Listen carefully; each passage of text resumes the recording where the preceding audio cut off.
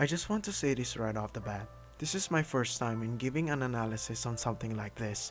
I'm not a professional in criticizing works of people, given alone in presenting criticism or reviews on things like this. While our topic is about an anime, I would also want to say that I am not really close or fond to the whole anime community. I mean, I watch anime sometimes, but only if I'm planning on burning some time or I just don't have anything better to do. But because of how amazing this anime is to me and how special it is, I decided to give this a shot and prove some of my words on how I fall in love to this hidden gem, Ranking of Kings. Uh, almost forgot to mention that this review might contain spoilers. I mean, it's a review. Of course, it's gonna have spoilers in it. So I highly recommend you to give the anime a shot. Trust me, you won't regret it. And if you're not planning on it, then it's fine by me. But I'll just give some little information on the anime. Because of this being my first time, I might leave some important perceptions on the topic. Anyways, back to the review.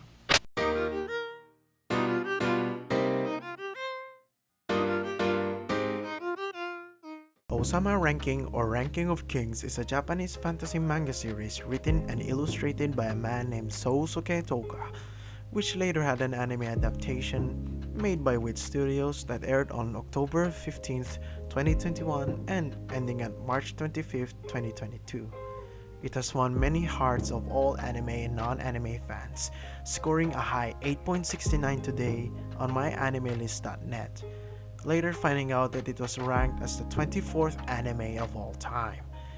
Given with the anime's childish-like art style, over simplicity, and amazing music, in my own perspective, it suited the quality of the ideas and the view of the anime. The anime to me was like looking into a child's storybook, with their interesting characters, appealing story, alluring plot, and most importantly, a remarkable protagonist.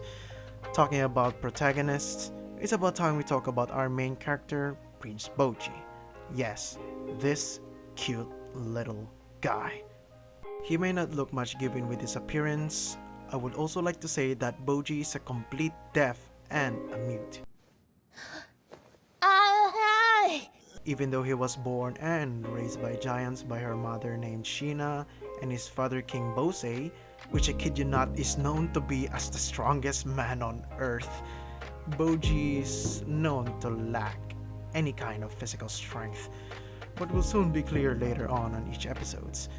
Even with his disabilities, he kept pushing on to becoming the highest ranked king in the world.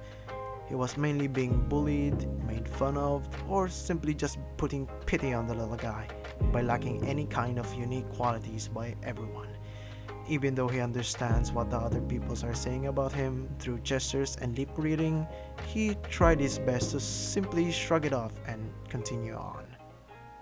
As being the firstborn prince, King Bose on his deathbed chose Boji to be the next in line to inherit the throne and becoming the king of the kingdom of Bose, but will soon later find out that his more capable younger brother, Prince Daida, will be the one inheriting it, relinquishing the king's wishes by the council and by her stepmother Queen Hiling, just for them to spare Boji for the responsibilities of being a king because of his disability.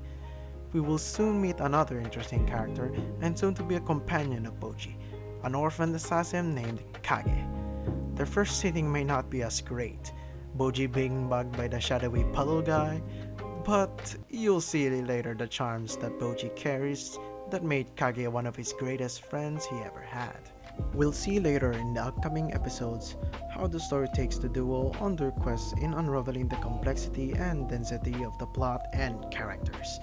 I would also want to say that the anime handled every character perfectly, truly by giving them a sense of meaning by providing them backstories and character developments, which we can see through characters like Kage's rough childhood, the Big Four's motivation and goals, and Queen Healing's efforts in having a positive mother and son relationship with young Boji, therefore giving them their sense of interesting qualities and values to the main plot.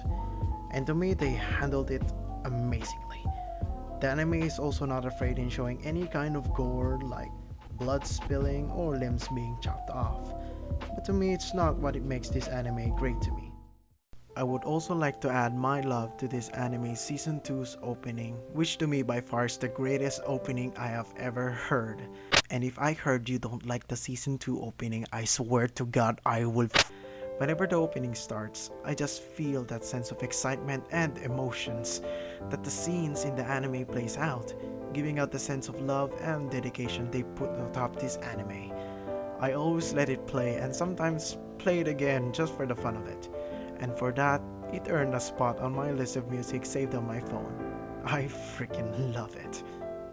Now what I like about this anime is how the main character Bochi, with his given defects, he was able to overcome it. His fears, his insecurities, his uncertainties, we get to see him grow as a prince in every episode. His very journey in becoming the greatest king in the world. I can see what Kage felt on seeing the potential of Boji and how he is destined to do amazing things.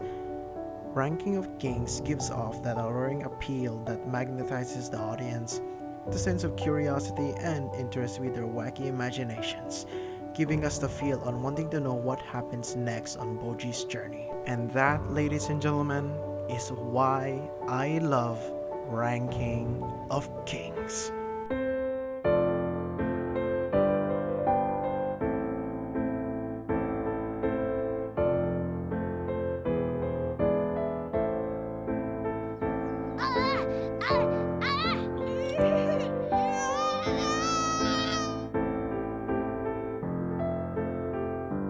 I'm on your side, all right? No matter what happens.